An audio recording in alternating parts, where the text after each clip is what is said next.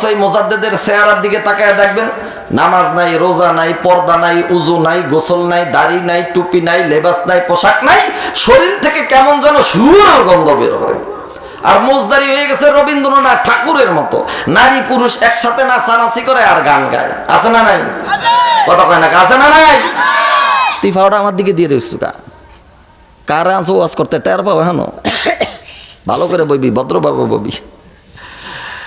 সেদিন ফেসবুকে দেখলাম, যুবকরাও দেখছে আমার মনে হয়, এক বদমাইশ দেই ফেসবুকের মধ্যে গান গাইতেছে, আমার মরণ কালে ঢোলবাসি বাজাইও দরবারি ভাইও, আরে মরণ কালে ঢোলবাসি বাজাইও, কালেমা কালামো ভাই কোনো কিছুর দরকার নাই, কালেমা কালামো ভাই কোনো কিছুর দরকার নাই, আমার গৌসু পাকের গুণ গীতি গাহিও তরিকার ভাইও, আরে মরণ কালে ঢোলবাসি বাজাইও।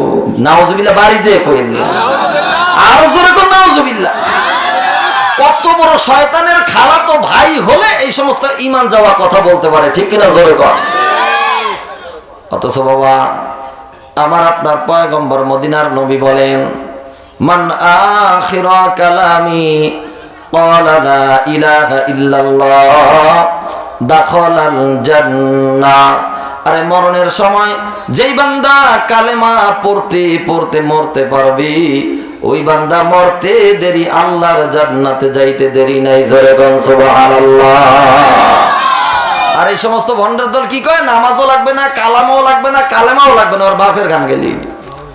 এই সমস্ত ভণ্ডের দল দেখবেন একদিকে ইহুদি আর খ্রিস্টানদের পক্ষে দালালি করে, আর অন্যদিকে আমার দেশের সাধারণ সরল প্রাণ মুসলমানদের ধন সম্পদ আর ঈমানকে লুটপাট করে, ঠিক কিনা জোরে কর।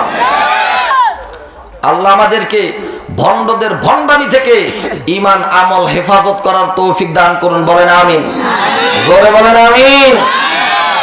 এখনো পর্যন্ত ওয়াজ এখনো শুরু করি নাই, সবাই মাঠ সাজাইতে আছে। যে সমস্ত মুসলমানের সন্তানেরা রাস্তাঘাটে, দোকানপাটে, বাড়িতে, এখানে সেখানে ঘুরে বেড়াইতেছে, আড্ডা মারতেছে, আমি সকলকে পায়ে হাত দিয়ে বলবো, বাবা আসো, কোরআনের মাহফিলে এসে একটু বসো। কপাল পড়া মুসলমান হয়েও না, অল্প কিছু সময়ের মধ্যে মাহফিল শেষ হয়ে যাবে। হতে পারে আজকের মাহফিল আমাদের সকলের জন্য বাবা আল্লাহর দরবারে নাজাতের উসিলা হইতে পারে কি পারে না?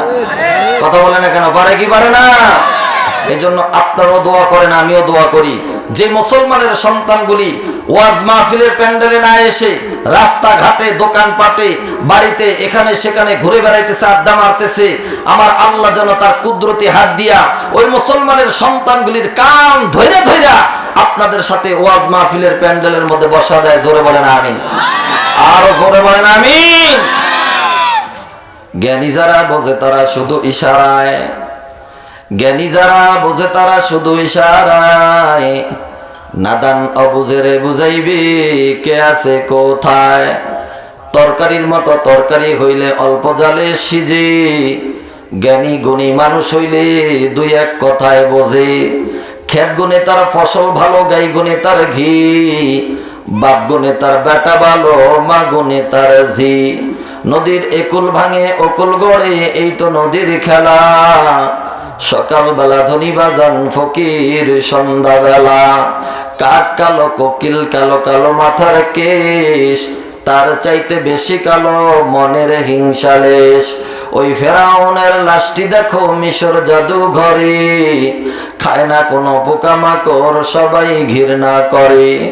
মাটির নিচে বাড়ি আমার, মাটির নিচে ঘর,